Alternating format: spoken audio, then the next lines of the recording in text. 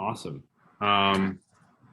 So I think a lot of you pretty much know Nasir. Joe, new face for you, but Nasir, I've known you for a very long time now that I'm thinking about it. And but over that time was just been really impressed with what UVC has done to launch number of seed funds across upstate New York, and knowing firsthand how I'll just say difficult a process that is, but also the really interesting benefits and ripple effects that can have for a community. I thought it would be super relevant to our community to have him talk about his story and having done that, and open up for conversation to, just as we do, share best practices and deep dive into it, because I think it's a really cool topic regarding community building. So with that, Nasir, I'll hand it over to you to take it away, man. Thanks, James, and hi guys. I think I know pretty much everyone, except I'm not sure, Joe, if our paths have crossed. So if you wouldn't mind maybe just sharing a little bit about your background. Yeah, so I just moved to the East Coast.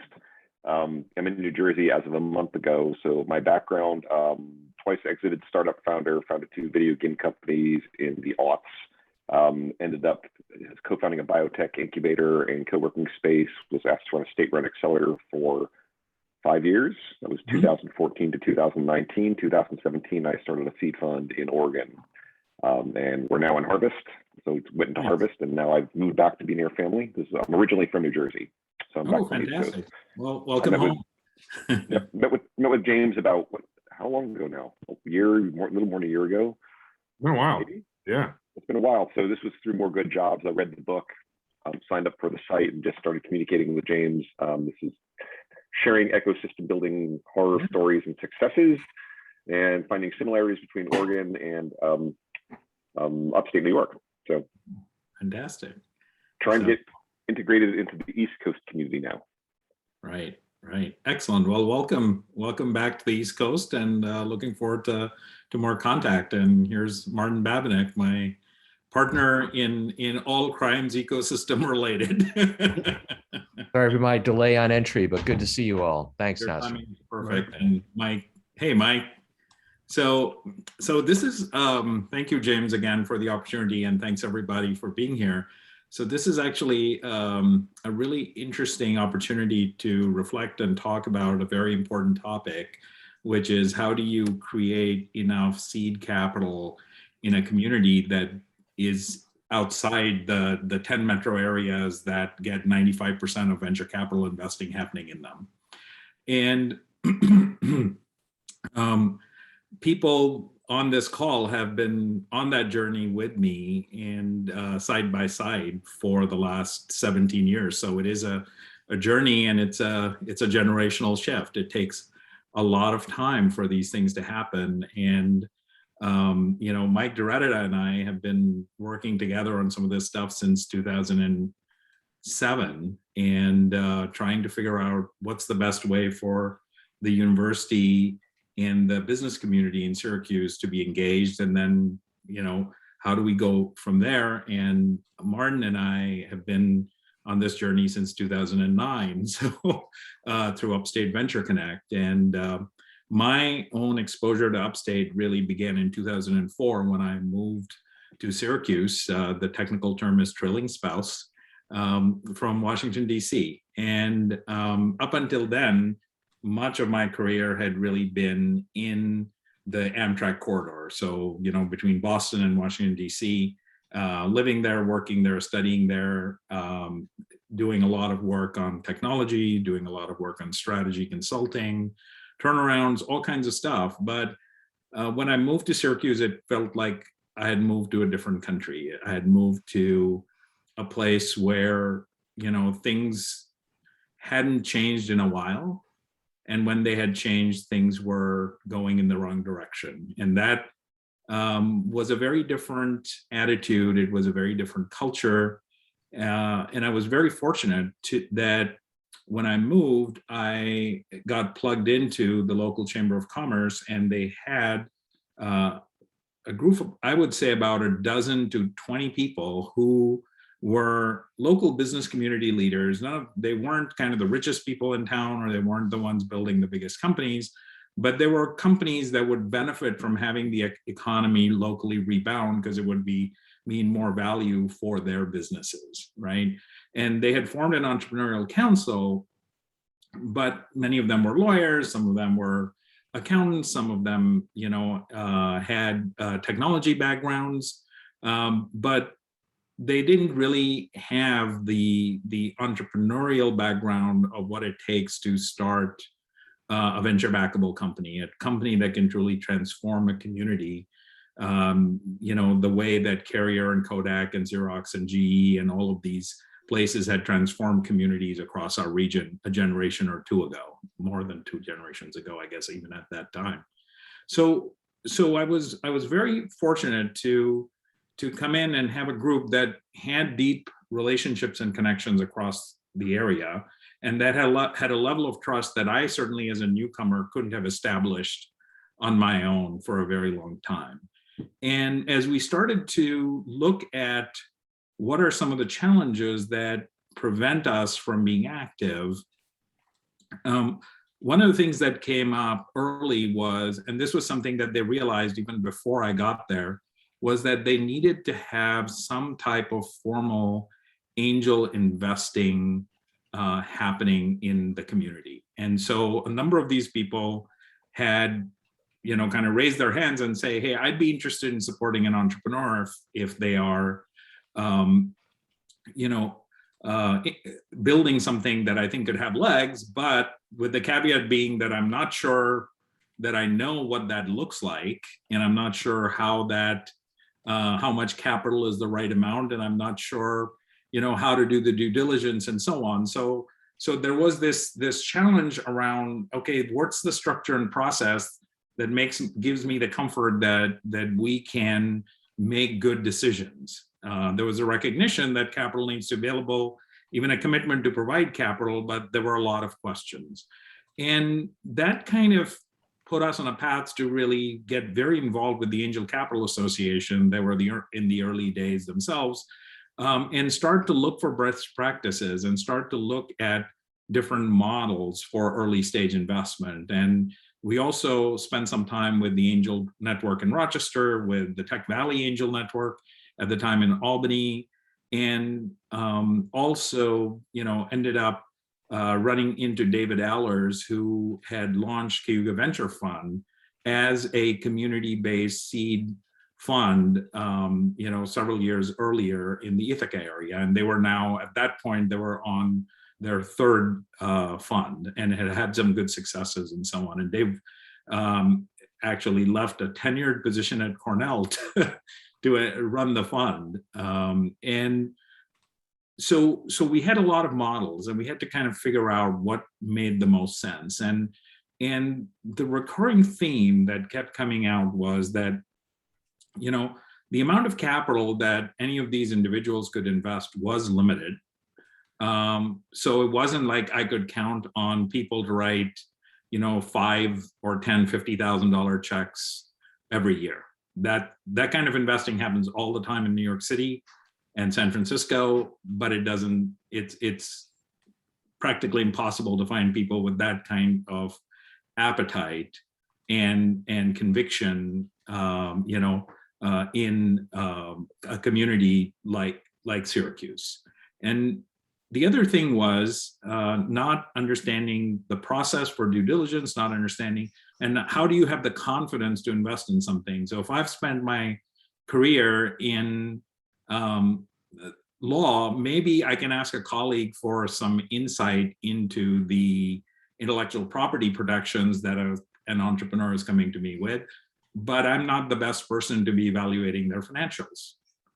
And I'm not the best person to be evaluating how well their software works or whether there's a market for it with the customers that they're.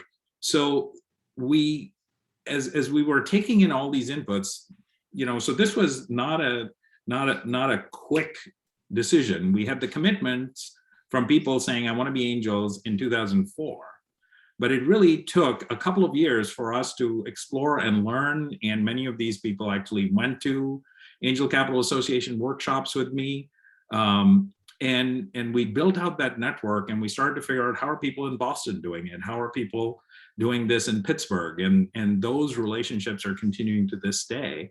But there was a lot of learning around it. And we had to then figure out how to make it work for our environment. And the model that we ended up settling on was to say that we're going to do a fund, and everybody writes the check up front. And the reason for that was because we wanted everybody to feel that, and everybody wrote the same size check. It was just under $50,000. But we wanted everybody to feel they were on a level playing field, that everyone's vote counted the same. But we also wanted them to get to know each other and understand that they would be collaborating where different people had different strengths, and that we needed a combination of those strengths to be able to do the best job we could of evaluating the opportunities that came in front of us. So that meant we had to, cast a pretty wide net. And we ended up with people who were professional services in background, people who were nuclear engineers and software and hardware specialists and everything in between, construction, you name it. But they were all motivated by this opportunity to say, how do we come together to make something happen, where if I'm writing, let's say, a $50,000 check, that's the equivalent of me writing 10 $5,000 checks, but it's not like the companies start for capital, because the other 40 people in the fund are also writing checks, right? That was like the big needle that we were trying to thread, for lack of a better analogy. And we ended up in 2007 closing the first seed capital fund of Central New York and starting to make investments. And as a result of that, we also found out some other stuff. So as we were putting that out, how does someone who's new to a community find 40 people to write checks, right? And so it became pretty clear in my working with the early group that the chamber had assembled, that there were 3 or 4 people who were very, very active and well respected in the community, who wanted to play this role. And I literally, to this day, remember sitting with them at a diner one morning with a legal pad and saying, okay, just start telling me the names of all the people that who you think might be interested. And pretty soon I had like 100 names on it. And I said, okay, nobody knows me, but they all know you. So why don't you, make the initial introduction to those people and say, hey, I'm joining this fund and I'd like you to participate as well. And, if they have any questions, just introduce them to me and we'll answer those questions as they come up.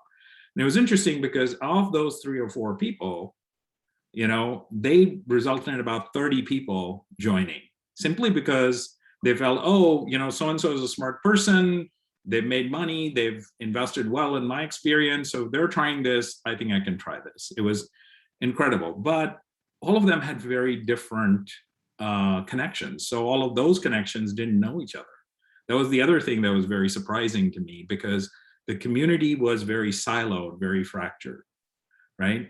And so this fund over time actually became a way for people to make new connections and have something that they could talk about and grow with.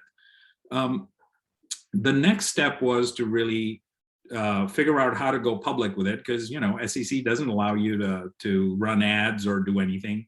And so I was running the Tech Garden at the time, and we decided to host a meeting just to let people know that this is something that we're planning on doing, and if they're interested, they should find out more.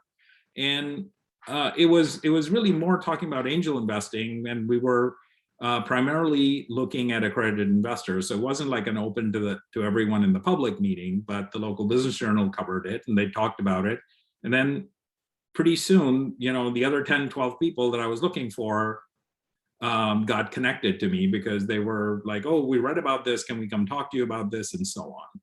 So So the fund actually, once we knew what we wanted to do, once Dave Allers helped us with the documentation and everything, and Monty Estes was another name some of you might remember. He was with the Rochester law firm, one of the Rochester law firms.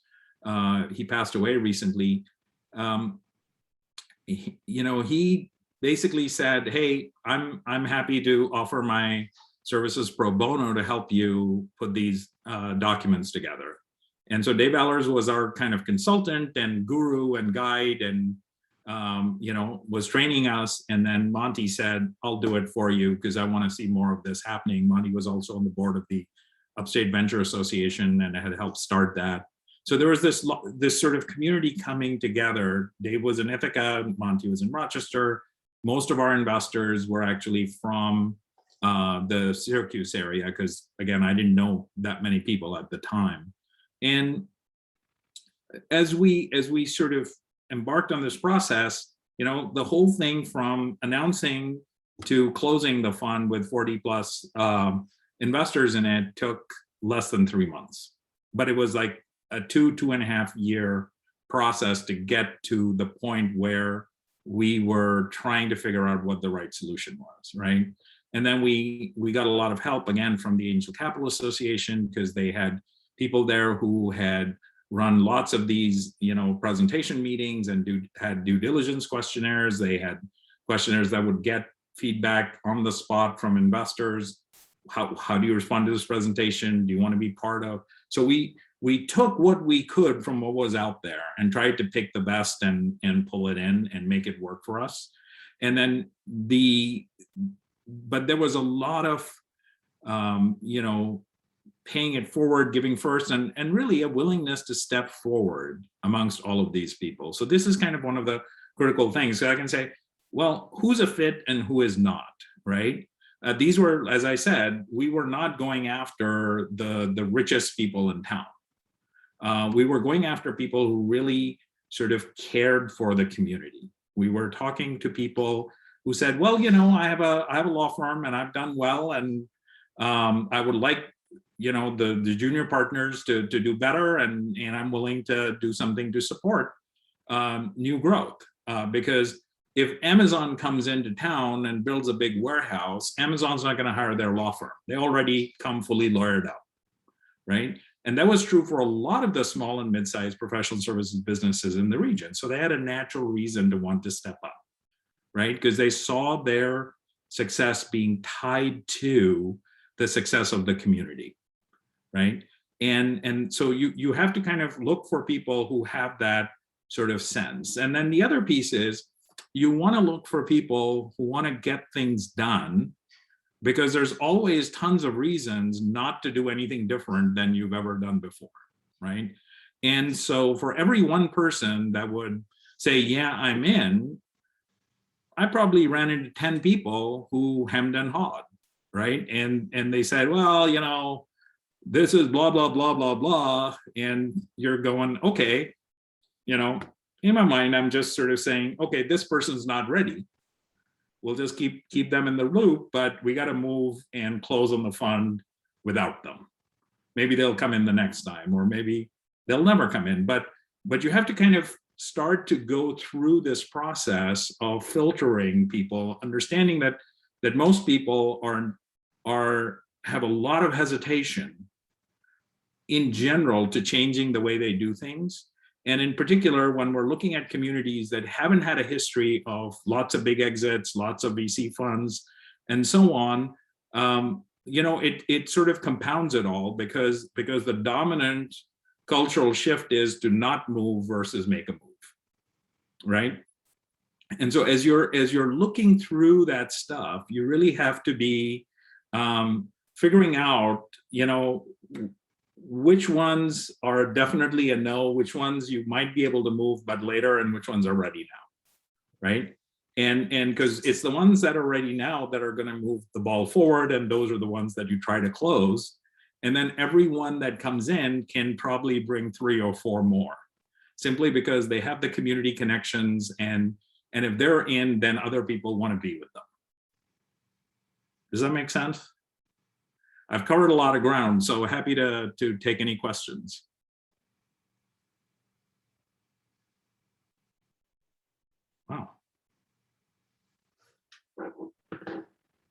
Quiet.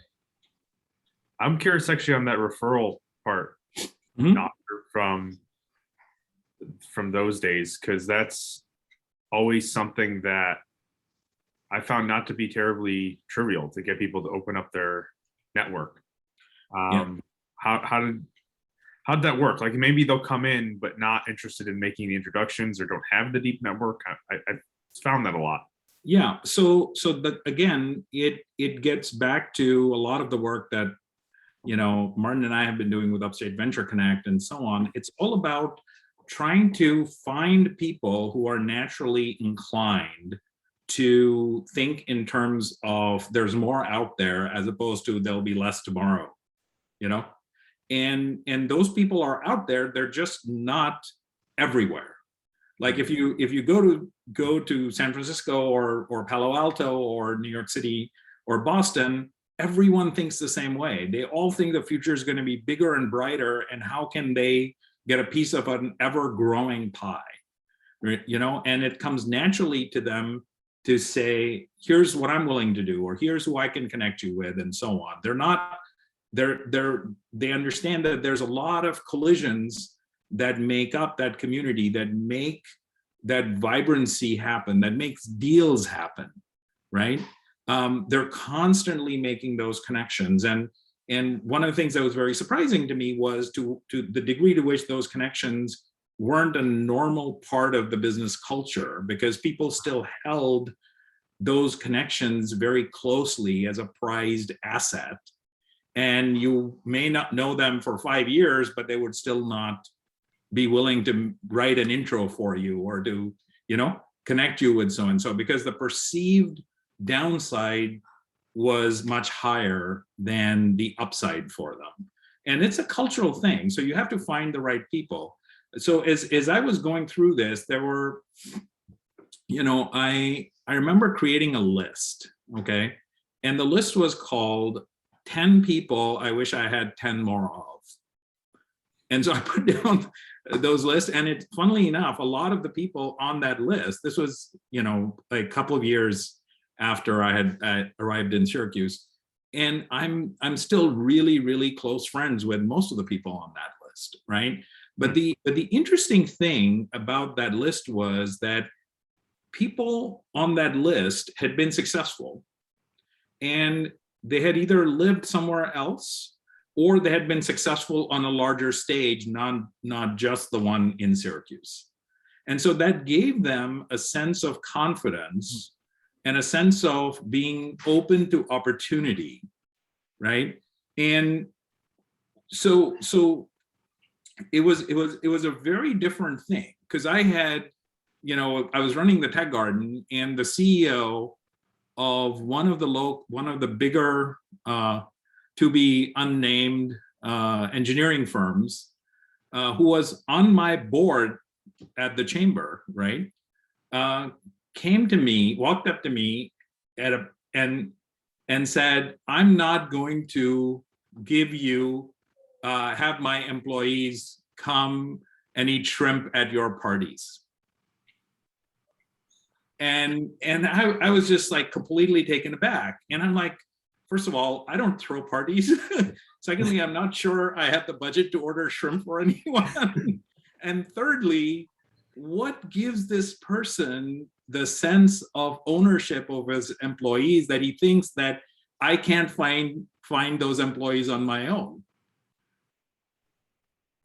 So the dominant mindset, I can't tell you how many people said, I don't want you stealing any of my employees.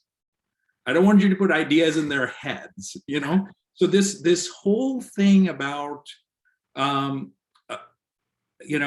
about thinking bigger, thinking about more opportunity, thinking about how to build something as opposed to hold on to it. That was sort of the biggest sort of mental shift that I had to make in terms of understanding how to find the right people to work with and how to get them together and how to build that capital, right?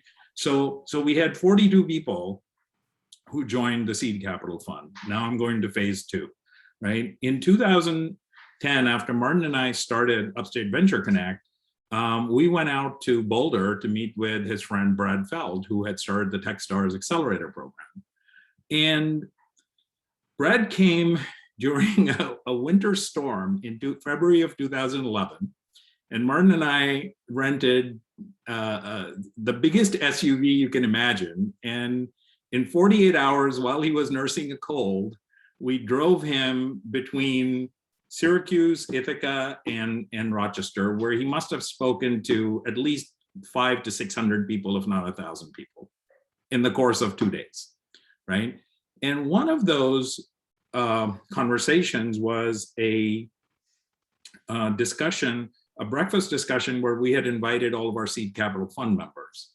And Brad said, hey, from what I can see, you guys have a heck of a lot more happening right here in upstate New York than we did in Boulder when we started, or was there even in Denver, you know? And if you're serious about this, you should think about having an accelerator program that can attract, you know, founders where you can take all the resources that you already have and build those connections and make those people visible and available and connected to your community. And so right after that conversation, Chuck Storman and I and Martin kind of huddled together, and Chuck said, maybe we should do this. And I said, sure. And the three of us kind of put the StartFast accelerator in place. And again, we had a ton of help. We had the Techstars network, the Global Accelerator Network, all of those resources. Brad agreed to be a mentor for us, but it wouldn't have happened if we hadn't had the investors who had already been working with us for 3-4 years kind of say, yeah, this sounds interesting. And you know what? These kinds of companies are going to be way more capital efficient than the ones we are investing in coming out of universities. And yes, we think software is the future and things should, you know, we should be trying something different. So in less than a year, we had the StartFast accelerator launch, right? The learning there again was we were leveraging the power of the network, because a lot of the people that came in as investors also were mentors, and we were able to broaden our investor base from just Syracuse to people coming from Rochester, people coming from Albany, people coming from the West Coast, people from Florida, people with ties to our region and a desire to see it grow. But that's kind of, you know, that was a big validation point, but also an opportunity to sort of, again, reinforce the fact that having local capital makes a difference. You know, because if you have someone like Brad that comes and, you know, gets everybody excited and so on, and then we said, look, we're going to figure out how to get some REDC or somebody else to pay for this, we would have spent 4 years trying to go after the funding, and there would have been no accelerator, right? As it was, these people were already thinking about participating, and they were essentially re-upping, right? And they said, let's try this. So over the next 8 years, we invested in another 50 companies. And that created a whole lot more learning, created a whole lot of momentum. It created what is by far the most successful startup in Syracuse at the moment, which is SpinCar. You know, 120 plus jobs downtown, and you know, a really nice exit to private equity, hopefully soon to be followed by an even bigger exit, but fingers crossed on that. And it started to get, you know, that whole sort of Warren Street corridor going, right? That street where when I walked in 2004, people were afraid to walk down in the evening, now is filled with like a startup on every street corner. And the people that built SpinCar are now advisors and mentors and angel investors and so on. So there's this whole sort of cycle of things that got started, but it really had to do with trying to make sure that you got people to put skin in the game up front, right? And that was a big piece of this. So that's kind of phase two of the capital formation journey. And I thought I'd pause there and see if people had any questions.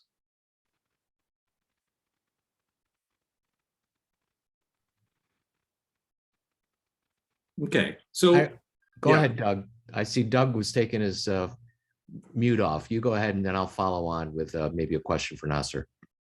I was just, so I've seen the whole progression from the startup through StartFast, and it seems to me that there's a little bit of gap now that StartFast has moved on. Do you see the opportunity for very small investors, something along the line of a dorm room fund, to maybe work its way up and fill in some of the gaps? In particular, I'm looking at the experience of the Lemoyne students who were involved with StartFast and worked with the the startups on campus, and that generated a whole lot of excitement that's not there right now. But I know some of our alumni would love to give back, but they can't do it at the $50,000 level. I mean, is there some mechanism to help grow the funders? That's a great question, and I think that part of it is that Armory Square coming in was in some ways the next phase for Syracuse in terms of them getting institutional commitment from SU and the Community Foundation and so on. But obviously those are bigger checks than an angel fund, right? I've talked to a lot of the people in the local Syracuse community, so people like Linda Hartzog, people like the Central New York Business Biotech Accelerator, Kathy Durden, and of course the folks at the Tech Garden and so on. And I think there's still a need to find somebody who can corral that investor group, because that investor group exists. Our investors have just continued with us and are now investing in StartFast Fund 2, which I'm happy to talk about towards the close. But we're, like every other capital provider, we are also moving upstream because we have so many companies we're now invested in that need that extra cash, that need that bigger check, that need to get to the next level so that we and our investors can get exits. But there is a gap in the market for sure, and I don't think having something like a Genius New York fills that gap. There's Genius New York is doing what it's doing, but I think when I look at Buffalo and I see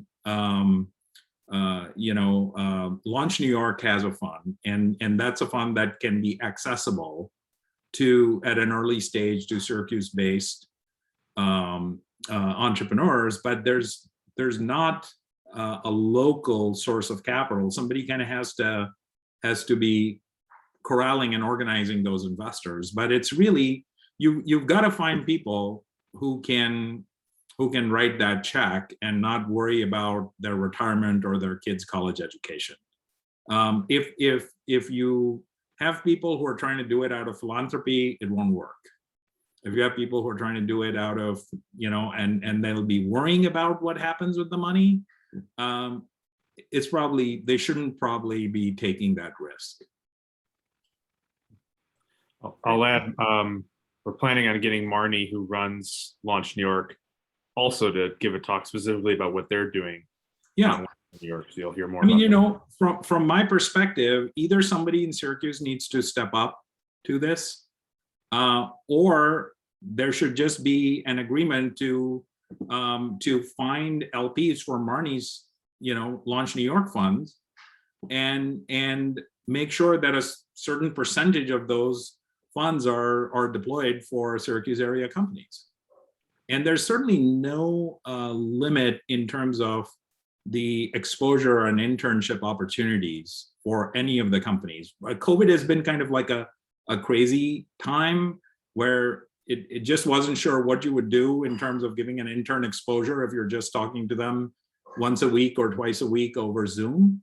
But I think that's going to change. And one of the things that Martin and I are looking at very closely is what role we can play in helping build that connection through UVC, because there's never been more startups in Upstate than today, and the needs that they have for smart people have never been greater, and figuring out how to make that connection happen is kind of what we're looking at. Joe, you had a question?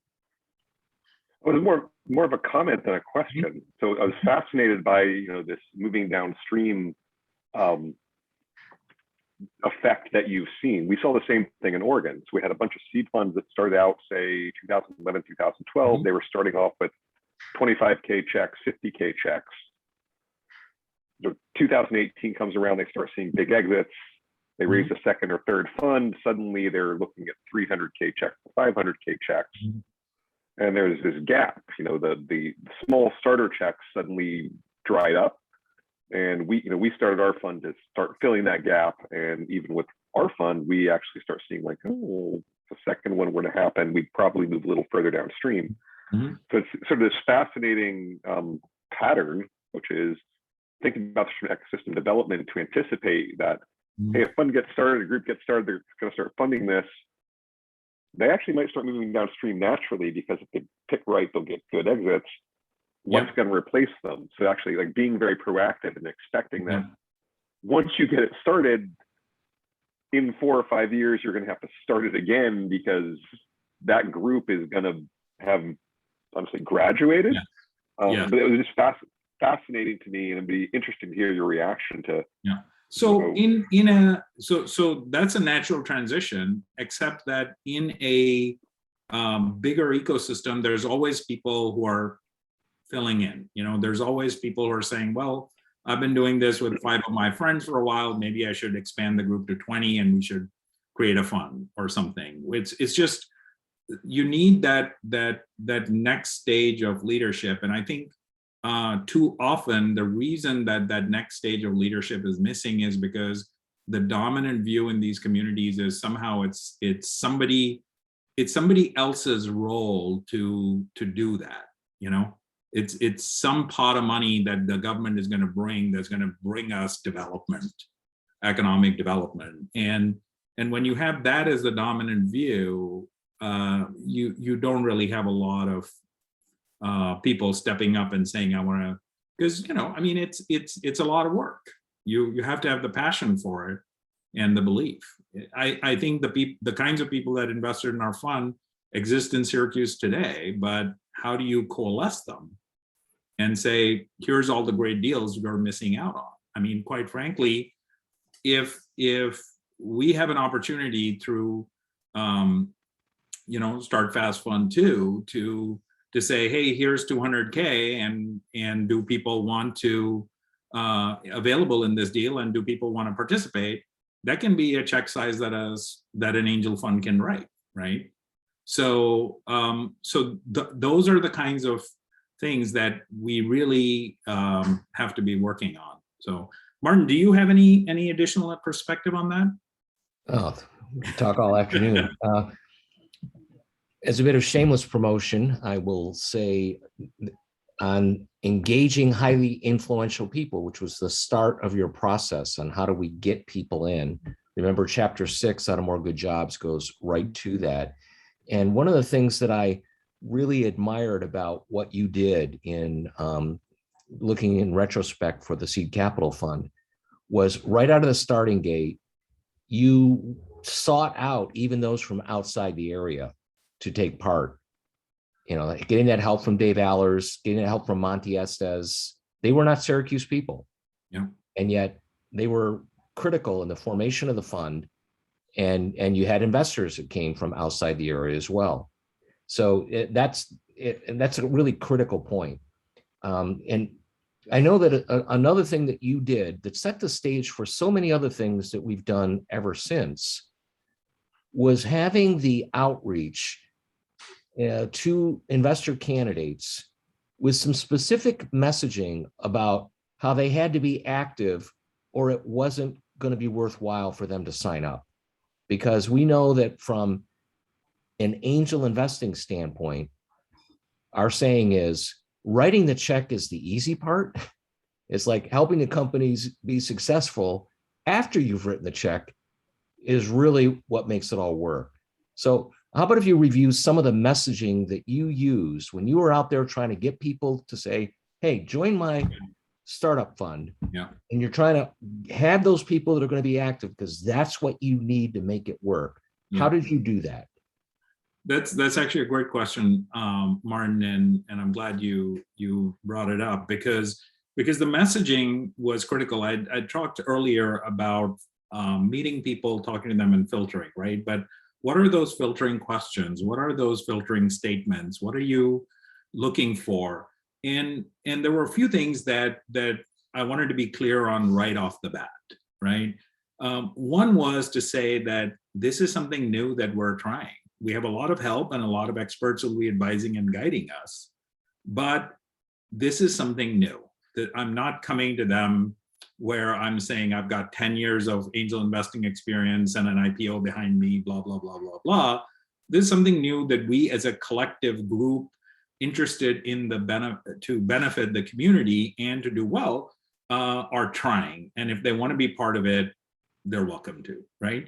As long as they're accredited investors, of course. So it was sort of making sure that you set the expectations. The other point that I would make is I would be very clear with them to say, this is illiquid, this is long-term.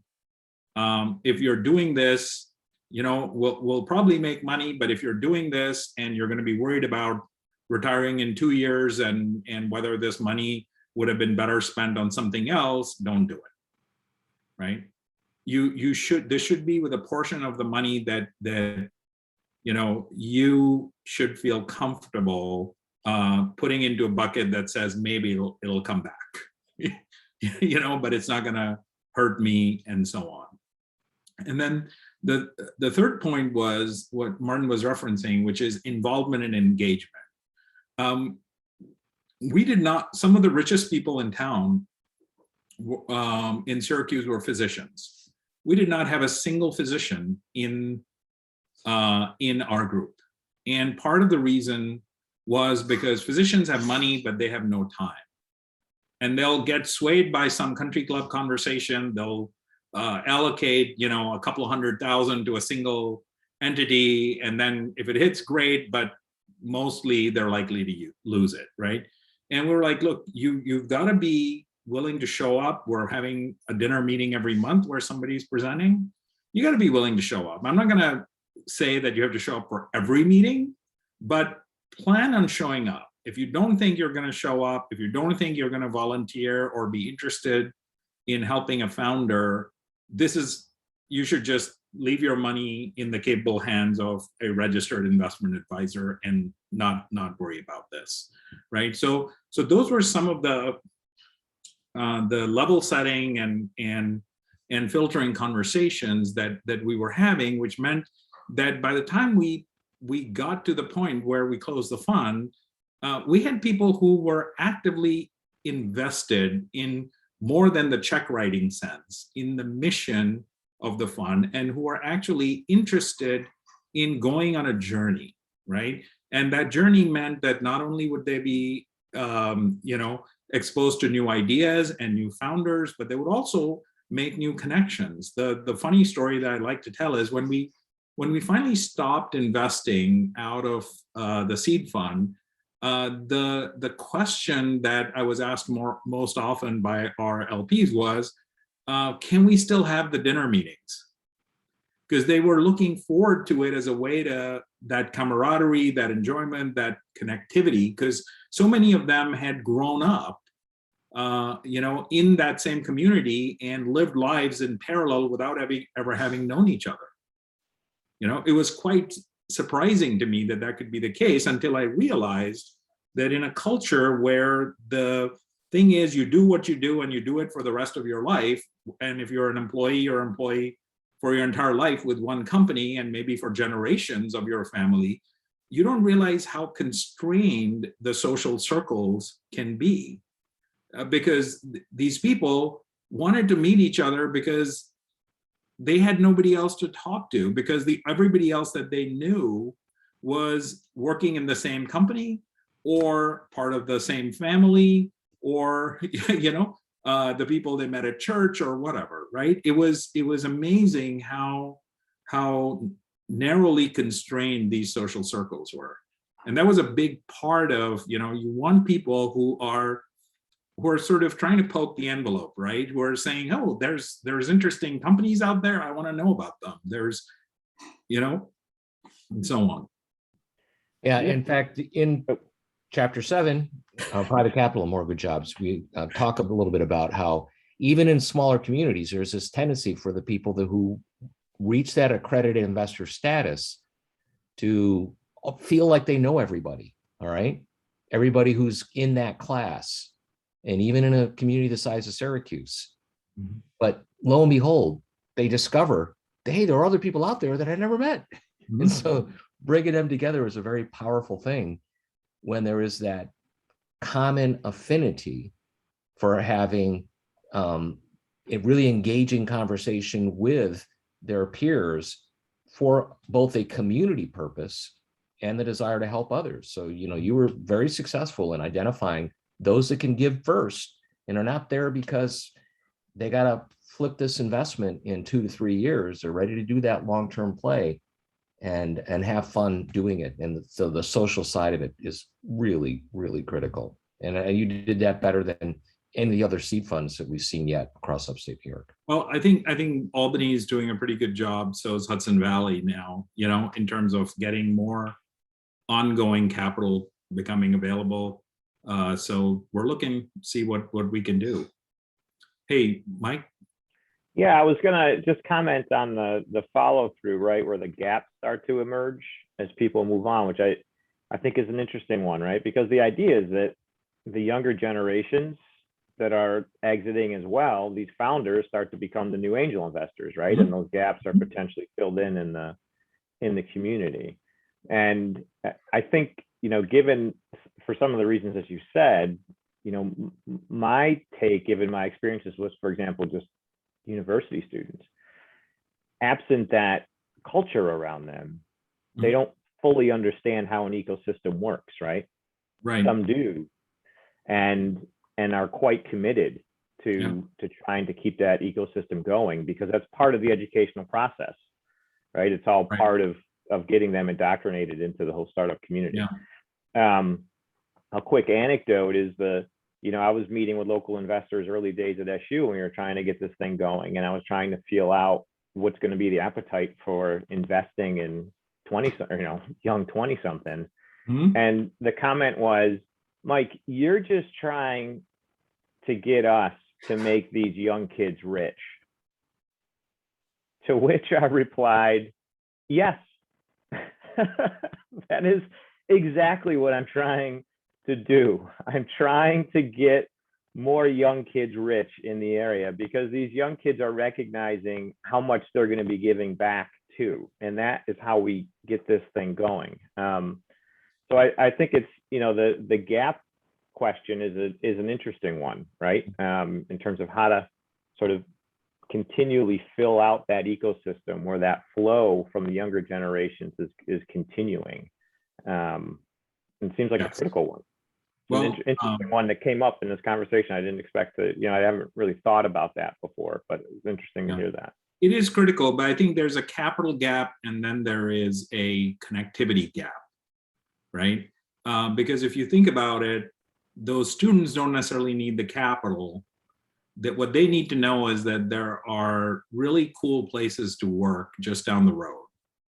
And I go back to, a few years ago when you guys held a meeting, one of your classes at the Tech Garden for Lemoyne students, most of whom have grown up in Syracuse, and no one prior to that had ever heard of or set foot into that building, right? I mean, it's less than a mile as a crow flies.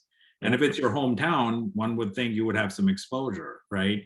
So how do we, and that's just the Tech Garden. And as I said, if you go 4 blocks up the street on Warren, you're going to run into half a dozen companies like TCG Player or Spincar, or Sidearm Sports, Plaza Mose, Density, et cetera, et cetera, et cetera. And these are all companies that have, 50, 100, 150, 200 people working there. It's not just AXA Towers anymore, So those are the 2 threads that I see as being really important.